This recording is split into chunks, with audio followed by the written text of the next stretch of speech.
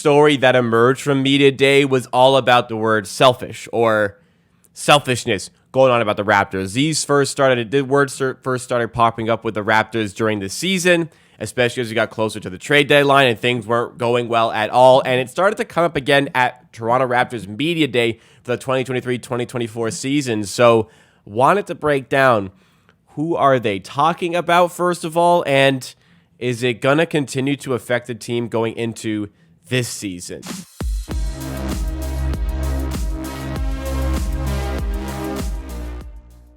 So, Masai Ujiri, I think the media with the Raptors typically do an okay job at getting like the tough questions out, asking the hard questions. I think a lot of the times they can be a little bit soft against the Toronto Raptors members, especially after an extremely disappointing season and what I would deem to be a disappointing offseason. I don't know how you could really spin it any other way.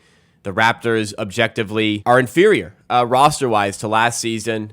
They lost Fred VanVleet, Dennis Schroeder. Fit-wise, okay. People want to make the case that he's a better fit. Sure. An inferior player to Fred VanVleet, a player that we lost for free. At the very least, that's a high-value player who walked out the door for nothing. Yeah, you made a good draft pick in getting Grady Dick. I like that, but objectively, the roster has diminished in overall talent. Could they improve? Sure, but I wanted some more hard-hitting questions. Now, they did ask some things. They did ask Masai Ujiri about the Fred VanVleet situation, and I'll give him a little bit of credit. He kind of owned up to it, at least to some degree. He mentioned that, okay, like, if it's on us that the player walked away for free, which it is. I mean, you can't really suggest it in any way whatsoever, but Masai said, and I'll pull up the quote here, taking a lot of quotes from Just Ease Barahani. I don't know how you say it. Sorry if I butchered the pronunciation, but Ease was saying on Twitter, and it's a good follow to have for Raptors stuff. He was covering media day, so this is where I got a lot of my information. Was talking about Fred at the trade deadline and that the Raptors that the front office would take responsibility if Fred left. But one of the quotes that came out as well about Fred VanVleet leaving and the Raptors, again, not getting anything in return for him, one of the comments that also came up about this situation was that the Raptors were trying to do right by Fred VanVleet, and essentially like they wanted to respect Fred VanVleet and not trade him at the deadline. Could we have traded him at the deadline?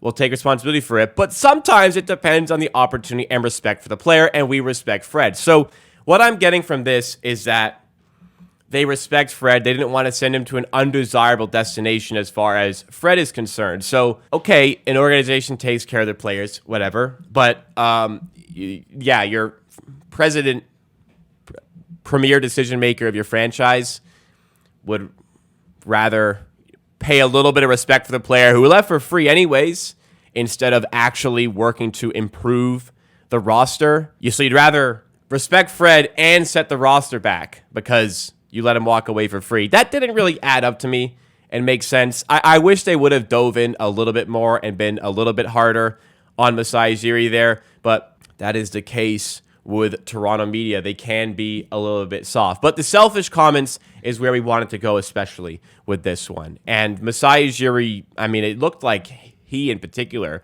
had a big problem with the selfishness last season. I think it was him who actually spoke to the Raptors directly in the locker room, and he wants to have these conversations with players. He wants to discuss these things, and he wants to ensure that there is no selfishness for the upcoming season. So the way it was quoted, the way it was kind of pulled, started to make it seem like it was maybe even a little bit directed at Pascal Siakam. And this was strange.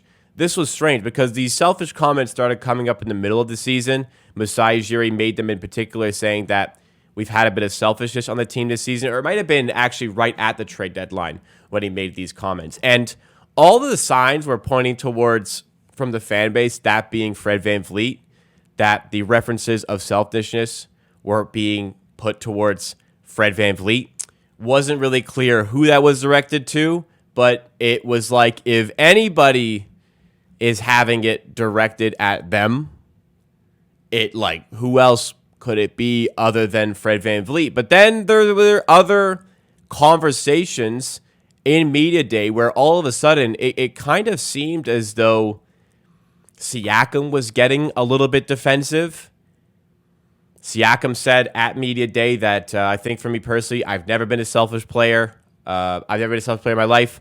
Always play the game the right way. But some people were pulling it maybe slightly out of context and were suggesting that it was towards Pascal. So Pascal didn't seem to be in the brightest, as smiliest of moods heading into this media day. You know, how much can he really put on him? It's been a tough offseason, been in trade talks, discussions about his contract, his future. I thought it was strange that these were being directed towards Siakam because personally, I did not see the selfishness from Siakam last season. If there's suggestions that he was, I didn't really think it was. I didn't think it was Pascal, and in particular, Fred VanVleet, who the majority of the fan base would say it was directed at. Personally, didn't see that. It seemed like there were locker room issues, and we'll get more on that with Scottie Barnes a little bit later, but it definitely seemed like there were locker room issues, and it does feel like Fred VanVleet heading out kind of gets us to a fresh start. I think losing Nick Nurse along with Fred VanVleet being replaced allows this team to have a fresh start and having a new identity. It obviously starts with Darko Rajakovic, but maybe it also transcends with the player who's consistently initiating the offense. Did I believe VanVleet was horrendous at initiating the offense? No, I thought he was quite good at it. I think what let him down in particular was lost a bit of his step, and the shot selection was certainly an issue at times. But playmaking-wise, I thought he was great. So regardless, it does feel like there was some bad vibe with the team last season. Still feels like part of that bad vibe has carried over a little bit into this season. And I think it's going to be a work in progress. I think as we get into the season now where these guys haven't played together much yet. So once we get into the training camp, once we start building these relationships with the coach of the players, and I think Darko, and based on the way people have spoken about him at media day, I think he's done a pretty good job so far already of communicating with the players and starting to set the culture straight. And there were some questions about resetting the culture. There were questions about changing the culture. Nobody really addressed the questions about changing the culture directly, but it does feel like the players are looking forward to having this fresh start and looking forward to kind of putting all of those things in the past, because there were the reports that the older players like Siakam, like Fred VanVleet, there were reports that they called out the younger guys in the team. It felt like there was a clash there. Who was right, who was wrong, what was said. It feels like Fred VanVleet in particular came on too strongly there. There was a bit of a clash, and the team was just disconnected last season. That was part of the reason why the team struggled so mightily, so you can put that definitely on the coach. Nick Nurse is no longer here. You can definitely put that on the players involved. Did the younger guys not take it well? Was that on them for not taking it well? Was it on the older guys for coming on too strong? Could it be a combination of both? I would say it's a combination, but you could probably suggest that the way the vibe was going around, that it felt like there was a bit of a disconnect between Fred, Siakam, and the rest of the team. So that should give Scottie Barnes a little bit of a boost.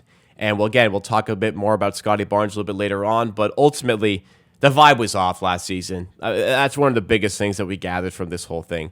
The vibe was very, very off last season. We saw it. We recognized it.